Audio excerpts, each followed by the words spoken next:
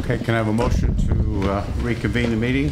So moved. Mr. Keller, do we have a second? Second. Mr. Snee, all in favor indicate by saying aye. Aye. Moving on to number 5. Can I have a motion to adopt a resolution approving the collective bargaining agreement between Luzerne County and ASME AFL-CIO District Council 87, the residual unit? So moved. Mr. Snee, do we have a second? Second. Ms. Wickes. Question? Roll call, please. Mr. Kelleher? Yes. Mr. Perry? Yes. Ms. Edmond? Yes. Mr. Schnee? Yes. Mr. Urban? No. Mr. Vogt? Yes. Ms. Wickes? Yes. Mr. Haas? Yes. Ms. Hauk? Yes. Mr. McGinley? Yes. 9 to 1. 9 to 1. Ms. Craig, do you want to comment about the executive session, please? Yes, so the public is aware, it does state on the agenda, the executive session was regarding personnel and litigation. I'm just affirming that for the audio recording.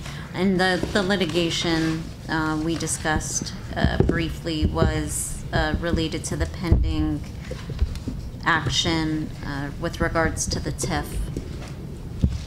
Thank you. Number 6, do I have a motion to adopt a resolution declaring county-owned properties located at and surrounding 111 North Pennsylvania Avenue is not available for sale? So moved. Second. Mr. Snee, and second by Mr. Urban. On the question? Roll call, please. If I could, Mr. Chair, I just want to comment too about this. You know, I'm a huge fan of Wilkes-Barre, and I know this county council, the majority, has been as well over these past few years. Just want to remind everybody, you know, we supported the Hotel Sterling. We voted to have the city handle that, you know, and I think that really helped the development of that property. We have to see positive things there. We see the train station down there in Northampton Street. We've worked towards that. Helped out with the River Common. We've approved loans for the colleges downtown. You know, this council is a really good partner with Wilkes-Barre City. So this issue with the TIF, again, the city did not contribute to this TIF, and yet they still feel the need to take this combative approach. And I just hope that going forward, the administration can work with us, and we're all trying to pay the books. We're all trying to balance the sheets. And this I just see as a way for us to move in the right direction. And I just hope going forward, we can have better conversations rather than dragging this through litigation. Thank you, sir. Thank you.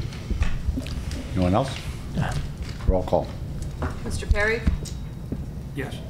Ms. Edmond? Yes. Mr. Schnee? Yes. Mr. Urban? Yes. Mr. Vogt? Yes. Ms. Wickes? Yes. Mr. Haas? Yes.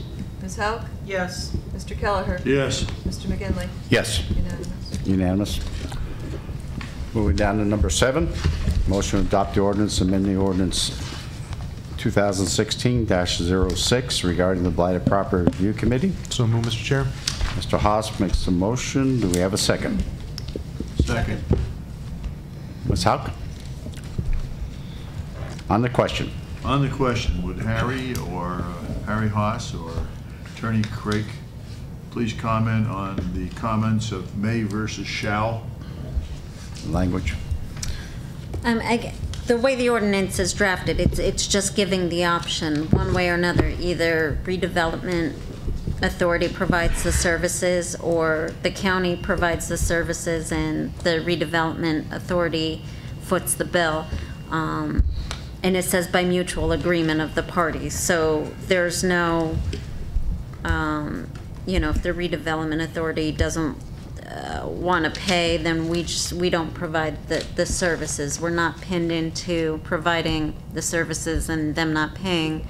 As I stated during the public hearing, it's going to be subject to the separate agreement where it'll hammer out all the terms. Presently, the number on the table from the redevelopment authority was $15,000. So we would basically bill against that number and keep track of it. We don't want to put $15,000 in the ordinance because we don't know what it's going to be going forward, and we don't want to be in a position where every year council's amending this ordinance And that's the thing, there has to be an agreement between the parties. If the county is not in agreement on the number that we're getting, then we're not providing the services, and redevelopment authority is on the hook for providing those services. Yeah, and originally, if I could, Mr. Kelleher, you know, we borrowed a lot of this language from Berks County of this ordinance, and, you know, with the help of our solicitor team too. The spirit of this is, look, we just want to make sure it gets done, and the redevelopment authority, it's given the choice here too. I personally don't have an issue with the shall. If that satisfies members of the public, I don't have a problem with that. I don't know, does that invalidate this, Ms. Craig, too, if we change it up? I mean, I'm totally willing to support it if that's what it takes, but based on our solicitor's advice. I mean, I don't think I mean, makes a certainly difference if you one way or want the to other. make the change at the end of the day. I don't think that's going to control Yeah. or dictate the situation. And as Councilman Haas said, you know, yes, we did look at Berks County's ordinance, but really at the end of the day, Berks County's ordinance was taken right from the statute. So it's not like there was even monkeying around with that or just copying another county. I mean, we just took, I mean, literally the language right from the statute because it complies with the law. So, I mean, certainly council can make that change. At the end of the day, do I think it's going to make a difference in the long run? No, but not a big deal. Okay. Mr. Keller, okay? I'm fine, thank you. Anyone else? So again, I have no problem making the change. I'll make the amendment if we could simply just change may to shall. That satisfies people out there. I So don't we have have issue an with that. amendment I'll second it. by Mr. Haas, second by Ms. Hauk. Change the word may to shall, correct? Yes, sir. Any questions on the amendment? All in favor indicate by saying aye. Aye. Any opposition? Any abstentions? None heard. Amendment's passed. So now we go back to the original motion that was made by Mr. Haas, second by Ms. Hauk. Mr. Haas, you're going to support that amendment as part of your motion. Ms. Hauk, second? Correct? You're gonna- That's fine. Roll call? Ms. Sedman? Yes. Mr. Schnee? Yes. Mr. Urban? No. Mr. Vogt? Yes. Ms. Wakes? Yes. Mr. Haas? Yes. Ms. Hauk? Yes. Mr. Kelleher? Yes, Mr. Perry? Yes. Mr. McGinley? Yes. 9-1. 9-1, motion carries. Moving down to number 8. Mr. Kelleher, would you like to comment about number 8 first? yes, we interviewed 3 candidates. They indicated, even though one of them had a preference for something, an authority that was filled, that they were willing to serve wherever the county felt it would help the county the best. A 25-year-old, your friend is Anthony Bartolo. Anthony Bartoli. They're same age, aren't you? Same age. Anthony was very congenial, and he's willing to serve on children and youth if the council so desires. And we felt as a committee, we recommend that you appoint him there. He would be probably the youngest person on that advisory board. We also had a young lady named, is it Margaret Farrell from Kings, who wanted to serve on children and youth. A human dynamo, in my opinion. We, as a committee, all felt very strongly about how great she interviewed. And out in the audience is Mario Fiorucci, and he's willing to serve on advisory board to aging. A lot of background, including master's work at Georgetown, and he again said he'd serve wherever it helped the county the most. So we recommend that you appoint those 3 people to the advisory boards that they are willing to serve on. Thank you. I have a motion to open nominations. So move. Mr. Keller, do I have a second? Second. Mr. Volk? All in favor indicate by saying aye. Aye. Our first one is aging. Do I have a motion in regards to a nominee for an aging position? Motion to appoint Mr. Fiorucci. Second. Fill the spot. Second. Mr. Haas, Mr. Sneed? Anyone else? Do I have a motion to close nominations? So move. Mr. Kelleher, do I? Second. Second? didn't vote though, did we? Should vote on that, right? You close it now, just a vote to approve a resolution. Okay, very good. All in favor of closing nominations indicate by saying aye. Aye. Going down to Children and Youth, B, do I have a motion to open nominations? So moved. Mr. Kelleher, do I have a second? Second. Mr. Haas, all in favor indicate by saying aye. Aye. Any opposition, any abstentions, none heard. Do I have a motion for a nomination? Motion to move Anthony Bartoli. Segment, Mr. Bartoli. Do I have a second? Mr. Vogt? Do I have any other nominations? Motion to close nomination, Mr. Chair? No, we have one more. We have two openings if you wish to. rescind my if you wish Ms. to. Farrell, Maggie Farrell. Yeah. Do I have a motion? so moved. I'd like to move that we nominate Margaret Farrell. Okay, Mr. Second. Keller and Mr. Sneed. Motion to close nominations. So moved, Mr. Chair. Mr. Haas, do I have a second? Yes. Segment, all in favor indicate by saying aye. Aye. Any opposition, any abstention, none heard. Let's go back to aging. Do I have a motion to approve a resolution appointing Mr. Mario Ferrarucci to the Advisory Committee for Aging? So moved. Mr. Sneed, do I have a second? Second. Mr. Perry? On the question? Roll call. Mr. Schnee? Yes. Mr. Urban? Yes. Mr. Vogt? Yes. Ms. Wakes? Yes. Mr. Haas? Yes. Ms. Hauk? Yes. Mr. Kelleher? Yes. Mr. Perry? Yes. Ms. Sedman? Yes. Mr. McGinley? Yes. Unanimous. Moving down to B, Children and Youth. Do I have a motion in regards to Mr. Bartoli? So moved. Mr. Vogt? Second. Mr. Sneed? On the question? Roll call, please. Mr. Urban? Yes. Mr. Vogt? Yes. Ms. Wakes? Yes. Mr. Haas? Yes. Ms. Hauk? Yes. Mr. Kelleher? Yes. Mr. Perry? Yes. Ms. Sedman? Yes. Mr. Schnee? Yes. Mr. McGinley? Yes. Unanimous. A motion to appoint Ms. Farrell to the Children and Youth. So moved. Mr. Kelleher, do I have a second? Yes. Segment? On the question? Roll call, please. Mr. Vogt? Yes. Ms. Wakes? Yes. Mr. Haas? Yes. Ms. Hauk? Yes. Mr. Kelleher? Yes. Mr. Perry? Yes. Ms. Sedman? Yes. Mr. Schnee? Yes. Mr. Urban? Yes. Mr. McGinley? Yes. Unanimous. Thank you. That's a benefit really for children and youth. They were needing some membership there, and that's good to add there. So we appreciate that. Moving down to public comment. Anthony? How would you pronounce that last name, Anthony? My name is Anthony R. Stanziola, and I'm from Foster Township. Stanziola? Yes. This is the third time I've been speaking before this council in regards to that added $5 registration fee. Yes.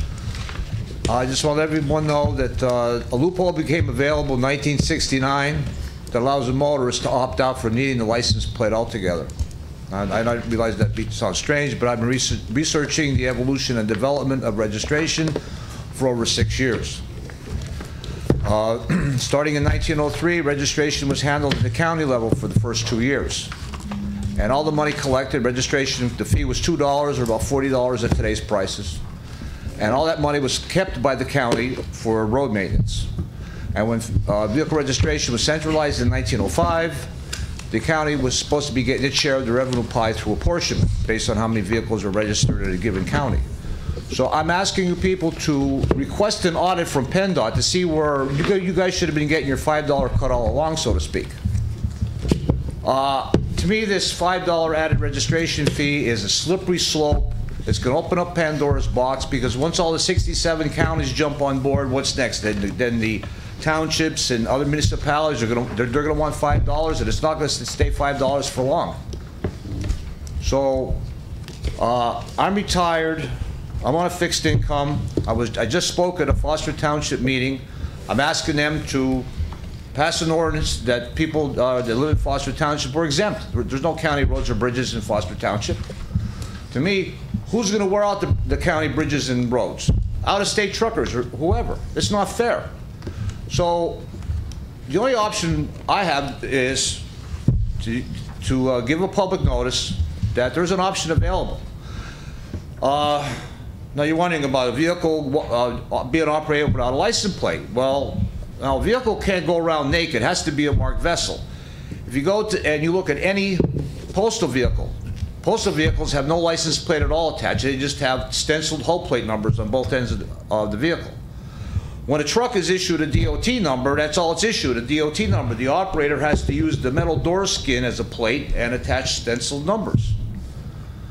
So, I mean, starting in 2017, the plate now is a permanent plate. And the only thing that gets renewed is the so-called registration credential. Well, starting in 1969, the VIN plate finally became public access once again. So all the motorist has to do is take the certificate of title, put it back where it belongs on the dash as a placard, and you're happy motor. You're good to go. We don't need, why do I have to pay for the state to issue me a surrogate number when the vehicle comes with a publicly displayed identification number right from the factory? So my time is up. I said my piece, and I just want to let you know that I'm doing what I can to get this news out to the public. Thank you. Matthew Houghton, is that correct? Yes.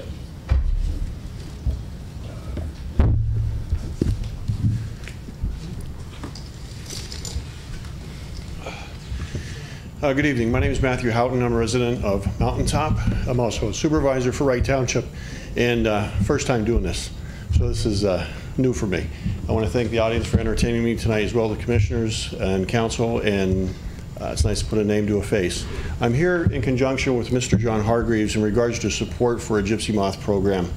I am hit daily, if not many times during the day, about the program that used to be in effect years ago, and also explain to you the downfall of the program because it's not been active for so many years. Mr. Hargreaves will be able to explain a little bit more specifics with details and information, but basically we had a group of constituents, which is where we all started from, even myself, and we had a concern, and we do what we feel is necessary to bring it to the public's attention, and also the people who are charged with the responsibility of making the decisions to not reinvent the wheel, but to make it spin better. So I wanted to take this time and opportunity to tell you that I support the program John's going to talk about and the information that's behind it. And there has to be some real serious consideration in the future for this, because this is a program that maybe, as Mrs. Hoke had touched base on, might be an alternative to a question in the budget in regards to starting a program that's already been established in other areas, as John's going to speak about, and has worked. This isn't something new. This is something we're all aware of, probably individually with our own properties or multiple properties. So again, my position working with the public, I have one of the best jobs in the world. I work for the Public Works in the township that I reside, as well, being a supervisor, and I get to do something different every day, be outside, and I get to help people. And I know that individually, that's what you guys and ladies originally got involved with this stuff for, because you care, you need to make a difference. Please take what John speaks about as important information and serious, please. Thank you very much for your time. John? Thank you, Matt. John Hargreaves, correct? John Hargreaves, yes. Yep. Just a couple of handouts I can pass around. Pictures are from yesterday on my property. So what I'd like to talk to you about is really three things today regarding gypsy moths. First of all, we put together a private program that ran through Walden Park and beyond, and I'll talk to you a little bit about how that worked. Secondly, we talked to 285 different houses, literally door to door. We learned a lot, and we want to tell you about that. And thirdly, I wouldn't be here if I wasn't asking for something, so we'll get into that. So firstly, you know, like I said, 285 homes we started with in Walden Park. We have 90% participation, so the bulk of the park is going to be sprayed. And then beyond that, we have another 150, 160 acres of adjoining properties that have signed on with us. So in total, we have about 350 acres to be sprayed up there. Three of us did this. Took us a full month, 40 to 50 hours a week. It's just not feasible to do it this way as we go forward. So kind of from the lessons learned that we took out of this is the scattered approach doesn't work, and that's literally what we've done. When we take it on privately, the air companies that come in can't spray anybody that's adjoined who says no. So if I have and I've had this situation, if I have a property that says, no, I don't want to be sprayed, 4 or 5 adjoining properties cannot get sprayed. So we've had displaced people who have signed up to be sprayed and can no longer be sprayed. So my point in all that is that it is something that needs to be handled in a different way. And I'm here to ask, next my ask, I'm here to basically ask you to think about how do we do this differently. So I've talked beyond the area here. I've talked to Center County, Pennsylvania State College area. I also ran into a program out in Wyoming, Michigan. It's a city, it's an urban area, but they have a tremendous program that works extremely well for them. And what I'm asking here is, can we put together some type of a committee to look at how the county goes about the spraying process and see if we can do something differently? And just a couple of words on the Wyoming, Michigan city. What they basically do is they have a consultant that comes in and identifies where the gypsy moths are at. So they kind of create a flight plan as to where the bulk of the gypsy moths are at. Then what they basically do is have a public hearing and tell everybody, here's what we're going to do, here's how we're going to go forward with the spraying process. Thirdly, they do an assessment on their, I think it's on their property taxes, but they do some type of an assessment. Now again, they're an urban area, but they average $29. I mean, it wasn't a lot of money to get this done when we do it in a big process. It's costing us $70 a house. If you were to do it for us, it would probably cost us $50 an acre. So it's a lot cheaper for you guys to come in and do it, and then we don't have to worry about the people that, and the fourth point there is, the first year they did it, they gave people the opportunity to opt out. It was a disaster, and they said no more opting out, and they were able to do this, and they're doing it legally. So my request here basically is, how do we put together some type of a committee, or however you're structured, to be able to go forward and figure out a better way to accomplish this? Because as you can see the pictures, we've got trees all over the place that are just in disaster, and it is a big public safety issue. I've had trees falling on my deck. I've cut down 20 trees in my yard. I've got 1 tree left out in the front yard. I'm getting the neighbors' trees falling on my decks and things like that. We've had 2 power outages because of trees falling from gypsy moth erosion. So my question to you is, how do we do this better? How do we think about it better? I'm willing to help you out and get involved in this, but what can we do to get this thing moving for next year and the year after, and really get it structured so that we have a good process in place. When we need it, we put it in place and we run with it. So, questions? I don't think we have any questions because I think it gave us a lot of information. Okay. But I know that Ms. Wakis is very interested in this. Are you going to bring that up in the work session? I'm going to have that brought up during the work session. I'm sorry, I thought this was the work. Yeah, it's okay. Okay, you're fine. If you'd like to stay. Yeah, we'll stay and. We're going to discuss. Perfect. The work session as well. Okay. I just have one question. Sure. I know there's some people in Mountaintop that own some land, and what they did after the gypsy moths killed the trees, they actually had a timber company come in and cut those trees down. Yeah. Have you looked into that? I mean, and they got a little revenue out of it. Well, that's exactly what Wright Township is doing. The parks right now are having that same situation, and yeah, they're trying to do a break-even process. We're already engaged in a project that you're referencing, so that we can take the standing timber that has a value today, right, and benefit from it, and hopefully with the contracts and the program and so forth, that will break even at least.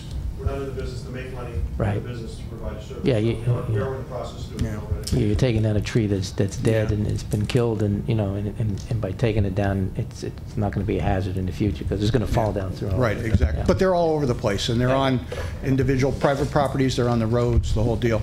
I think the other point, Center County, like I said, has a program run very similar to what we have here. But they, in general, have larger lots and things like that, so they're able to kind of pull it together better, easier, faster.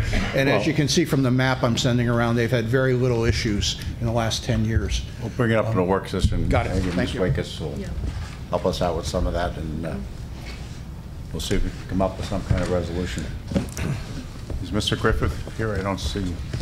No. Mr. Shiner?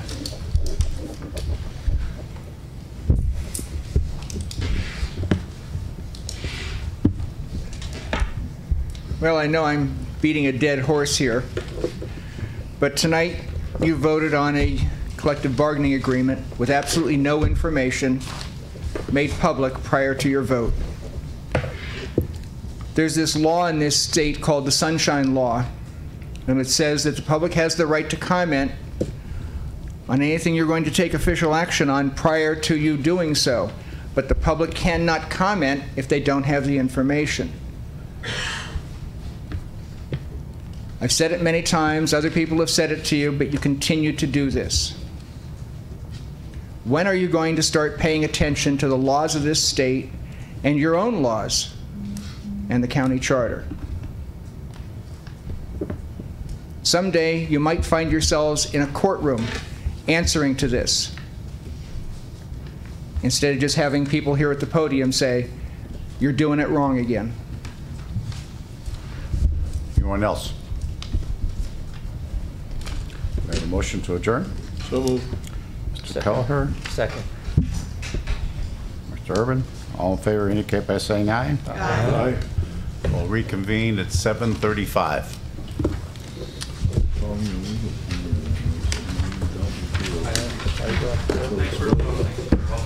Anytime. Congratulations.